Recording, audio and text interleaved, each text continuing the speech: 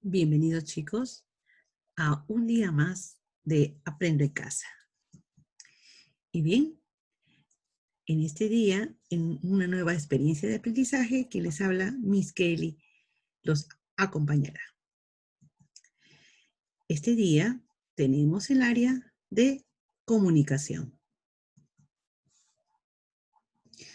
Iniciamos con nuestra oración de la mañana. Querido Dios, te pido que en esta mañana vengas a mi corazón y permanezcas en mí para que mi pensar y mi actuar sean inspirados por ti. Bien, chicos, entonces iniciamos nuestro día para comenzar en esta semana 20. Compartimos recuerdos significativos en familia. La actividad, leemos textos narrativos. Nuestra meta, identificar información sobre recuerdos familiares y de nuestra comunidad en textos narrativos. La competencia del área, lee diversos tipos de textos escritos en su lengua materna. Vamos a empezar. Narrar es una actividad inherente al ser humano. Vivimos rodeados de historias que expresamos y en otros momentos escuchamos. Están en el día a día, de manera espontánea o anecdótica.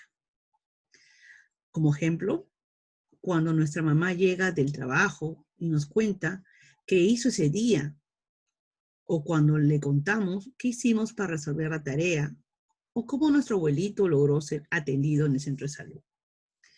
Algunas narraciones son parte de nuestra cultura oral, los relatos, las leyendas y los mitos.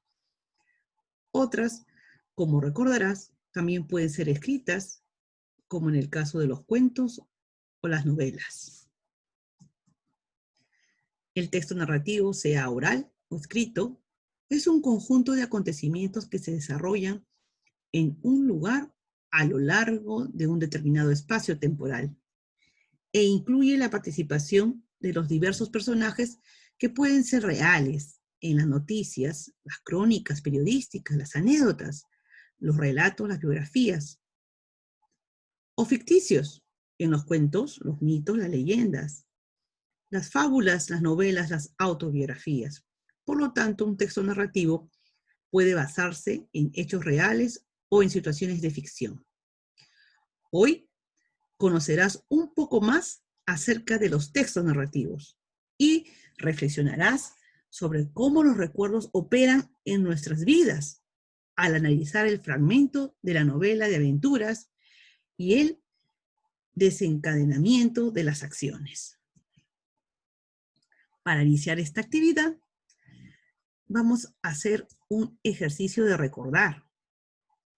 Imagino que durante tu niñez has escuchado y leído muchas historias en tu casa, en tu comunidad y en la escuela. Seguro, en algún momento por propia iniciativa buscaste textos narrativos de tu agrado en la biblioteca. Asististe a un evento cultural de narración oral o ingresaste a algunas páginas de internet donde presentan videos de narradores orales o textos completos para leerlos. ¿Recuerdas algunos de que te haya gustado mucho, sea oral o escrito? ¿Cuándo fue? ¿Te causó tristeza, alegría, miedo o incertidumbre? ¿Por qué? ¿Era real o ficticio? Entonces, estoy segura que tú debes haber leído un cuento, una historia que hasta ahora lo recuerdas. Bien, entonces a continuación vamos a leer este fragmento de una novela juvenil llamada Robinson Crusoe, que se encuentra en el anexo y también lo puedes encontrar en la plataforma virtual Aprendo en Casa en sección recursos. Te lo dejaré abajo en el cajón. ¿Está bien? Bien, ahora lee el recuadro con los datos referenciales de la obra. Te ayudarán a comprender mejor el fragmento. Identifica el título y responde ¿quién crees que es Robinson Crusoe? Observa la imagen. ¿Te puedes dar una idea? ¿Qué le pasó? ¿Qué le sucedió? Entonces, vamos a leer las primeras líneas del texto y vamos a ver quién narra los hechos. Así que vamos a iniciar nuestra primera lectura. Yo sé que te va a encantar. Recuerda que esta obra es una novela escrita por el inglés Daniel Defoe, publicada en 1719. Se dice que en ella se narra la historia real del marino Alexander Selkirk, quien fue abandonado en la isla de Mas a Tierra, Chile, ubicada en el Océano Pacífico. En la obra, el personaje principal narra las aventuras que pasó durante 28 años en una remota isla desierta tropical de las costas de Venezuela y Trinidad. La historia inicia con Robinson Crusoe narrando quién es y cómo fue la conversación que tuvo con su padre antes de decidir irse al mar. Él era el menor de 3 hermanos. Cuenta que sus padres no estaban de acuerdo con su decisión, pues querían que fuese abogado. Entonces, vamos a iniciar leyendo este fragmento. Como te darás cuenta, al inicio tiene unos puntos suspensivos. Como dice el texto, es un fragmento de esta novela. O sea, vamos a continuar la lectura. Después de esto, me rogó encarecidamente y del modo más afectuoso posible que no actuara como un niño, que no me precipitara a las miserias de las que la naturaleza y el estado en el que había nacido me eximían. Me dijo que no tenía ninguna necesidad de buscarme el pan, que él sería bueno conmigo y me ayudaría cuando pudiese entrar felizmente en el estado de la vida que me había estado aconsejando, y que si no me sentía feliz y cómodo en el mundo, debía ser simplemente por mi destino o por mi culpa, y que él no se hacía responsable de nada porque había cumplido con su deber, advirtiéndome sobre unas acciones que él sabía podían perjudicarme. En pocas palabras, que así como sería bueno conmigo si me quedaba y me asentaba en casa como él decía, en modo alguno se haría partícipe de mis desgracias, animándome a que me fuera. Para finalizar me dijo que tomara el ejemplo de mi hermano mayor, con quien había empleado inútilmente los mismos argumentos para disuadirlo de que se fuera a la guerra en los Países Bajos, quien no pudo controlar sus deseos de juventud y se alistó en el ejército donde murió, que aunque no dejaría de orar por mí, se atrevía a decirme que si no desistía de dar un paso tan absurdo, no tendría la bendición de Dios y que en el futuro tendría tiempo para pensar que no había seguido un consejo cuando tal vez ya no hubiera nadie que me pudiese ayudar. Me di cuenta en esta última parte de su discurso que fue verdaderamente profético. Aunque supongo que mi padre no lo sabía en ese momento, decía que pude ver que por el rostro de mi padre bajaban abundantes lágrimas, en especial cuando hablaba de mi hermano muerto, y cuando me dijo que ya no tendría tiempo para arrepentirme y que no habría nadie que pudiese ayudarme. Estaba tan conmovido que se le quebró la voz y tenía el corazón tan oprimido que ya no puedo decir nada más. Me sentí sinceramente emocionado con el discurso y quién no, y decidí no pensar más en viajar, sino establecerme en casa, conforme con los deseos de mi padre. Mas, ay, a los pocos días cambié de opinión. Y para evitar que mi padre me siguiera importunando unas semanas después, decidí huir de casa. Sin embargo, no actué precipitadamente, ni me dejé llevar por las urgencias de un primer impulso. Un día me pareció que mi madre Se sentía mejor que de ordinario y llamándola aparte le dije que era tan grande mi afán por ver el mundo que nunca podría emprender otra actividad con la determinación necesaria para llevarla a cabo. ¿Qué mejor era que mi padre me diera su consentimiento a que me forzara a irme sin él? Que tenía 18 años, pero lo que ya era muy mayor para empezar como aprendiz de un oficio o como ayudante de un abogado, y que estaba seguro de que si lo hacía, nunca lo terminaría y en poco tiempo huiría de mi maestro para irme al mar. Le pedí que hablara con mi padre y le persuadiera de dejarme hacer tan solo un viaje por el mar. Si regresaba a casa porque no me gustaba, jamás volvería a marcharme y me aplicaría doblemente para recuperar el tiempo perdido. Estas palabras enfurecieron a mi madre. Me dijo que no tenía ningún sentido hablar con mi padre sobre ese asunto, pues él sabía muy bien cuál era mi interés en que diera su consentimiento para algo que podía perjudicarme tanto, que ella se preguntaba cómo podía pensar algo así después de la conversación que había tenido con mi padre y de las expresiones de afecto y ternura que había utilizado conmigo. En pocas palabras, que yo quería arruinar mi vida.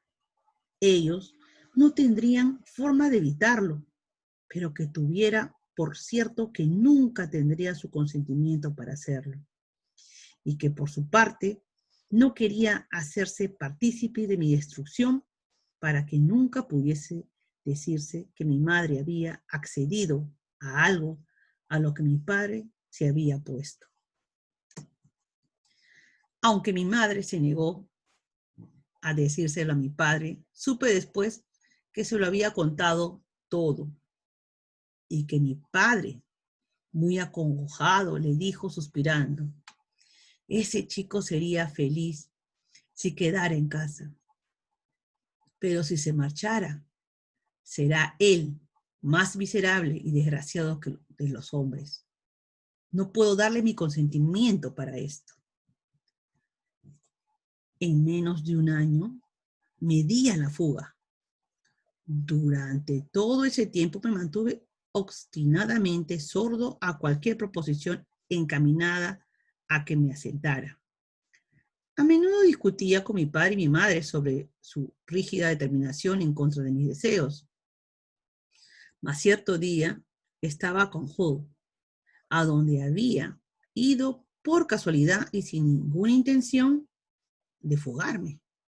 Estando allí, como dijo uno de mis amigos que se embarcaba rumbo a Londres en el barco de su padre, me invitó a acompañarlos, con el cebo del que ordinariamente se sirven los marineros. Es decir, diciéndome que no me costaría nada el pasaje. No volví a consultarle a mi padre ni a mi madre, ni siquiera les envié el recado de mi decisión. Más bien dejé que se enteraran como pudiesen y sin encomendarme a Dios o a mi padre, ni considerar las circunstancias o las consecuencias que me embarqué en el primer día de septiembre de 1651, día funesto. Dios lo sabe, en un barco con destino a Londres, creo que nunca ha existido un joven aventurero cuyos infortunios empezasen tan pronto y durasen tanto tiempo como los míos. Apenas la embarcación había salido del puerto, se levantó una fuerte vendaval y el mar comenzó a agitarse con una violencia aterradora. Como nunca antes había estado en el mar, empecé a sentir un malestar en el cuerpo y un terror en el alma muy difícil de expresar. Comencé entonces a pensar seriamente en lo que había hecho y en que estaba siendo justamente castigado por el cielo por abandonar la casa de mi padre y mis obligaciones. De repente, recordé todos los buenos consejos de mis padres, las lágrimas de mi padre y las súplicas de mi madre. Mi corazón, que aún no se había endurecido, me reprochaba por haber desobedecido a sus advertencias y haber olvidado mi deber hacia Dios y hacia mi Padre. Mientras tanto, la tormenta arreciaba y el mar, en el que no había estado nunca antes, se encrespó muchísimo, aunque nada comparado con lo que he visto otras veces desde entonces. No, ni con lo que vi pocos días después.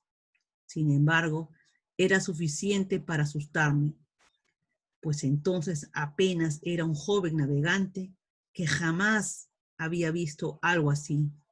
A cada ola esperaba que el mar nos tragara y cada vez que el barco caía en lo que a mí me parecía el fondo del mar, pensaba que no volvería a salir a flote. En esta agonía física y mental hice muchas promesas y resoluciones. Si Dios quería salvarme la vida en este viaje, si volvía a pisar tierra firme, me iría directamente a casa de mi padre y no volvería a montarme en un barco mientras viviese. Seguiría sus consejos y no volvería a ver sumido en la miseria. Ahora veía claramente la bondad de sus argumentos a favor del Estado, medio de la vida y lo fácil y confortable que había vivido sus días, sin exponerse a tempestades en el mar ni a problemas en la tierra. Decidí que, como un verdadero hijo pródigo arrepentido, iría a la casa de mi padre. Bien, chicos, hemos leído entonces un fragmento de esta novela, Robinson Crusoe. Bien, chicos, en esta primera lectura te habrás dado cuenta de que el texto está narrado en primera persona y quien lo narra, la voz que habla, es un personaje, no el autor. Entonces, el texto se narra en presente, pasado, futuro. ¿Qué te parece después de haber escuchado? Ahora, antes de volver a leer el texto, revisa la meta de esta actividad, que es identificar información sobre recuerdos familiares y de nuestra comunidad en textos narrativos. Responde en tu hoja de cuaderno de reuso. Ya sabes que luego lo puedes anexar a tu portafolio. ¿Con qué propósito leeré? ¿Qué le pasó a Robinson? ¿Qué recordó cuando estaba en la isla? Todo lo que le decía a su padre y su madre, ¿verdad, chicos? Entonces, miren cómo nos va a ayudar esta historia, este cuento narrativo, esta novela para nuestro trabajo del día de hoy. Entonces, te invito a leer otra vez el cuento, nuevamente el fragmento.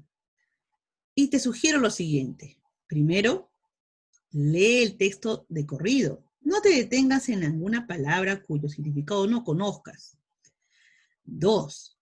Luego relee el texto con más calma y principalmente aquellos párrafos que te agraden o que no hayas comprendido del todo. 3. No te olvides de identificar de quién es la voz que narra la historia. Mientras lees, pregúntate en determinados momentos, ¿quién dice esto? ¿A qué o a quiénes se refiere? Bien, chicos, ahora te presento estas preguntas que tú vas a contestar después de haber leído. Entonces, recuerda, la primera lectura que leímos juntos, y yo te invito a volver a leer para que tú puedas contestar las preguntas que a continuación te mencionaré. ¿Quién narra la historia? ¿Quién es Robinson Crusoe? ¿Quién es el que cuenta, chicos? El propio Robinson, ¿verdad? ¿Y quién es él? Es un joven, ¿verdad? ¿De cuántos años? ¿Cuál era su deseo? Ahí está. ¿Cuántos años tenía cuando decidió navegar? ¿Por qué recordó los consejos de su padre cuando estuvo en el mar? Robinson dijo, mi corazón que aún no se había endurecido me reprochaba por haber desobedecido a sus advertencias y por haber olvidado mi deber hacia Dios y hacia mi padre. ¿Qué sentimientos crees que estaba experimentando en esos momentos de angustia que él pasaba? Entonces, contesta y vamos a continuar viendo estas lecturas, estas preguntas, ¿verdad, chicos? Todo correspondiente a la lectura del día de hoy, del fragmento de esta novela. Y dice, ¿crees que el recuerdo de la conversación que tuvo con su padre lo acompañe toda su vida? ¿Por qué? ¿Tú qué pensarías si estuvieras en el lugar de Robinson? ¿Qué pensaba su padre sobre la decisión tomada por Robinson Crusoe? ¿Estás de acuerdo con que Robinson Crusoe haya decidido ir en la embarcación de su amigo? ¿Por qué? Si estás de acuerdo, explica por qué. Y si no estás de acuerdo, de igual manera. Según una estudiante de otra escuela, la mamá de Robinson Crusoe le respondió de esa manera porque ella tenía como principio obedecer las decisiones de su esposo. ¿Qué ideas del texto apoyan esta opinión? ¿Tú crees que tendría razón? Interesante.